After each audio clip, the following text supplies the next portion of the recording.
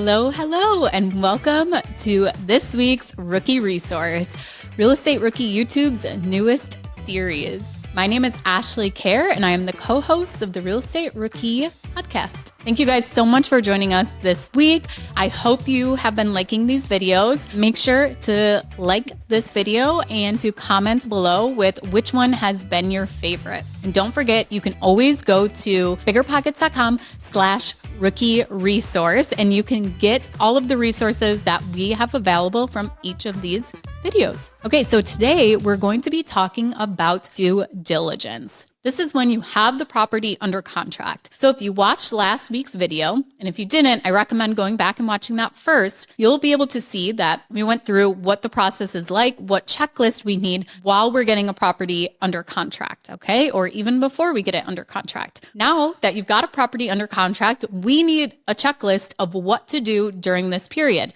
This can oftentimes be called the due diligence checklist. This checklist that we're giving you guys will be available in the description below, but you can also go to biggerpockets.com/rookie resource to get it also. Okay, so let's get into due diligence. And if you have a little bit of experience as an investor, you may think of due diligence as, okay, I'm going through the property, I'm getting an inspection, I'm making sure that I don't need to replace the whole foundation. But there are other aspects of doing your due diligence besides just the repairs and maintenance of the property. So that will be kind of the highlights of the due diligence checklist, because oftentimes some of these things are not talked about or forgotten about because everybody is so worried about building out their scope of work and knowing what the repair costs are going to be on the property. There are other costs and other things you need to know about the property before you end up closing on it. So the first thing we're going to talk about is the property's address. And this is one thing I learned from experience, and I did not have this on my checklist, but to verify what address is correct for the property and if there are multiple addresses used. So the reason I found this out was I bought a property where I called every electric company, every gas company, and they all told me, we do not have record of this address. This is not a place that we service. We don't provide the gas here or the electric here. I ended up reaching out to my agent to ask the seller, and the seller sent me copies of his gas bill and his electric bill. And what happened was the property address that was listed for the MLS and on the tax records was not the same address that was listed on the gas bill. And then the electric bill had a third address. So they had all three different towns, and one of them also had a different road name as it. So you got to watch out for that because it can be difficult. Also knowing your meter number too, and getting the meter numbers off the house when you get it under contract, or even if you're doing a showing thinking you might make an offer, really does help in getting the utilities switched in case the address is not perfectly as to what it's listed when you're buying it. So verifying addresses, that's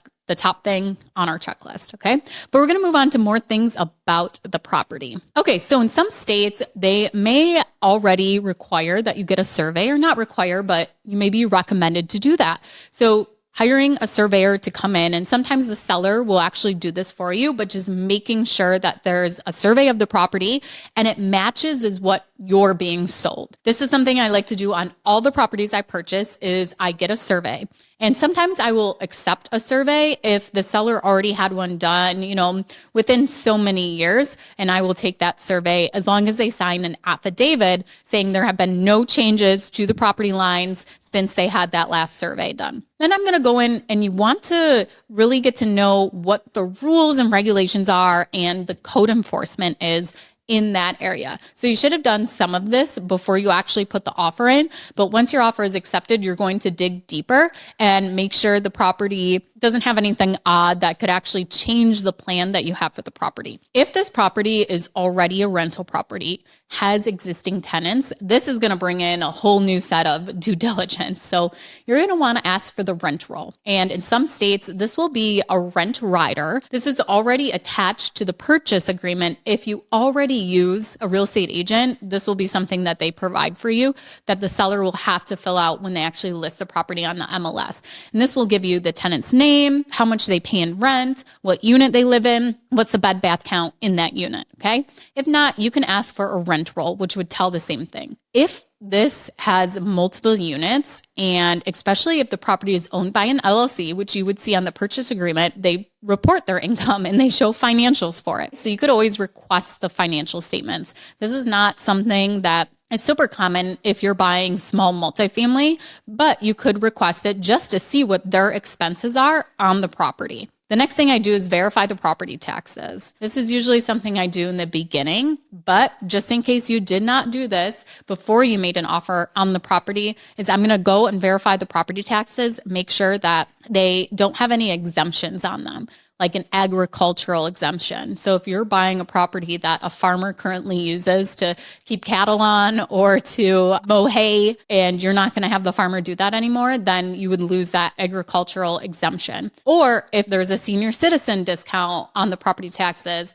or the person uses the property as their primary residence and it's going to be a rental, the homestead exemption could be removed. So make sure you're actually reading the property tax bills and not just taking the total amount and saying, oh, that's what my property taxes are going to be.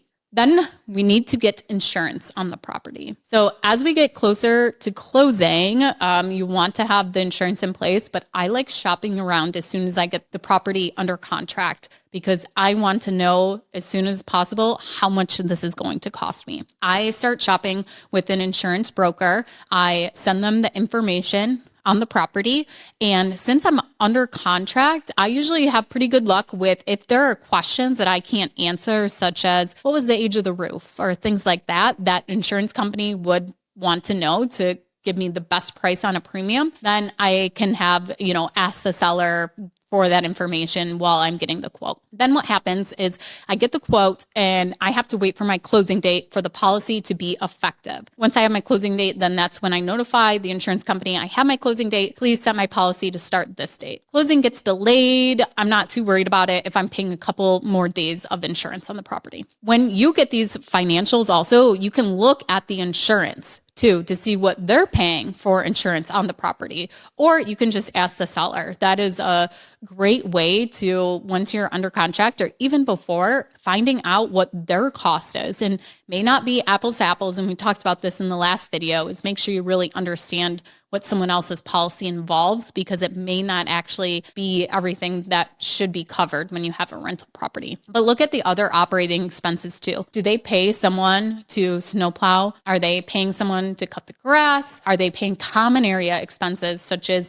having a cleaner come in? Is there a common area electric meter? There's different things like that you want to look at as to how is everything broken down inside of this building. Are there two furnaces? Does each tenant have their own furnace? Is there one furnace that houses both tenants? You want to have an understanding of the property, especially if you are doing an inspection. You'll be able to get all of these photos of the property from the inspector. The last inspector I had did 3D views of every single room, which is so helpful when building out my scope of work and filling out my unit information sheet of everything in that property. You can go in and really know everything about your property. And we'll do a video later on about a tenant handbook.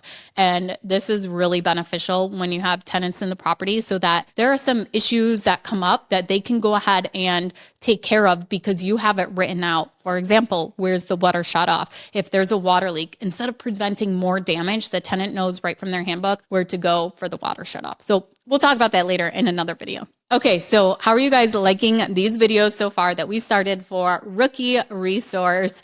If you haven't, make sure you download today's resource to go along with this video. You can find it below in the description, or you can go to biggerpockets.com/rookie resource. Okay, so we talked about the rent rider a little bit, and we also want to find out the tenant's security deposits. If there's tenants in place, what is the amount of those? And you should be thinking about sending estoppel agreements to tenants that are in place. You'll want to ask the seller's permission to send these to the tenants, but this will be just basically a sheet with questions, and we'll do a video on this too, where you can have the tenants verify everything the seller is telling you or what the lease agreement, and one of those things would be is what is the amount of the security deposit that was paid. Then you want to check and make sure if the tenants are on time with rent, so that something like that doesn't happen to you. And if they are not on time with rent, it gives you the opportunity to already start what's going to be my course of action once I take over these tenants if they're behind. Be very cautious that if the tenant does owe the seller rent,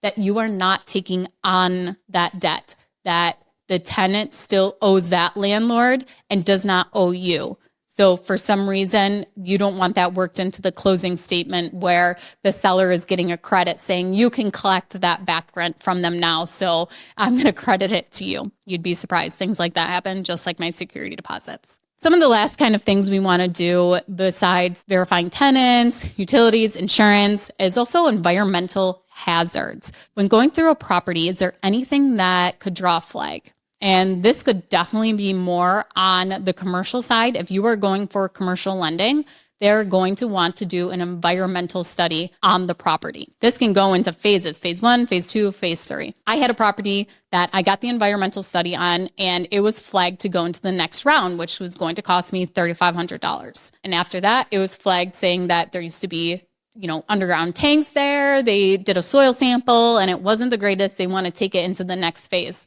which would have cost me $10,000. The seller refused.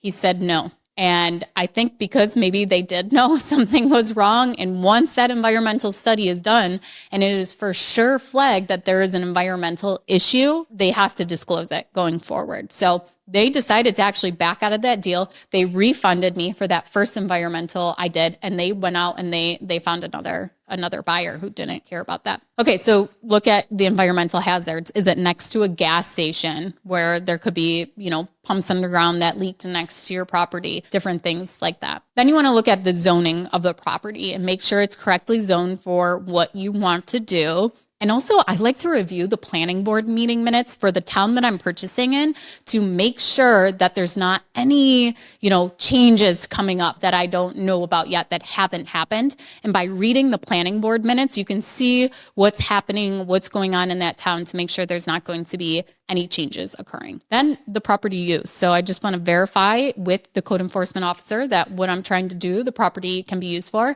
Sometimes I will call the code enforcement officer, and this works great if you live in small towns. When I have a property under contract, I call him and I say, hey, I have this property under contract. I'm thinking of actually doing this with the property. I just want to make sure everything is good with it. And I've had a campground under contract where the code enforcement officer actually came to me before I could call him and said, these are all these issues that are outstanding on this property, and even with the DEC issues too. So we ended up backing out of that deal, and we would honestly not have found a lot of those issues. We had a 30-day due diligence period unless that code enforcement officer had found us and told us about all of those issues. So now I always put that into our due diligence period, is talking to the local code enforcement officer. So there's lots of things you need to do outside of, just looking at the repairs and maintenance that needs to be done on the property. So head over to biggerpockets.com/rookie resource, and you can download this checklist.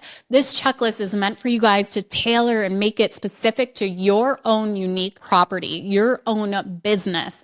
If you are a new investor and you haven't gotten a property under contract yet, this is a perfect time to look at this template and to understand, okay, when I get a property under contract, these are some of the things I need to do. All of them might not apply to you. There will be some things that don't, and you can just take them right off the list. And there will be other things you already know that you need to do, so you can add those back in. Thank you guys so much for joining me. Make sure you follow and like the Real Estate Rookie YouTube channel. And if you haven't already, make sure you listen to the Real Estate Rookie podcast, where we have rookie investors on and they share their stories, their inspiration, how they got started, so you can get your first deal too. My name's Ashley Kerr, and you can find me on BiggerPockets.com by searching my name to find my profile.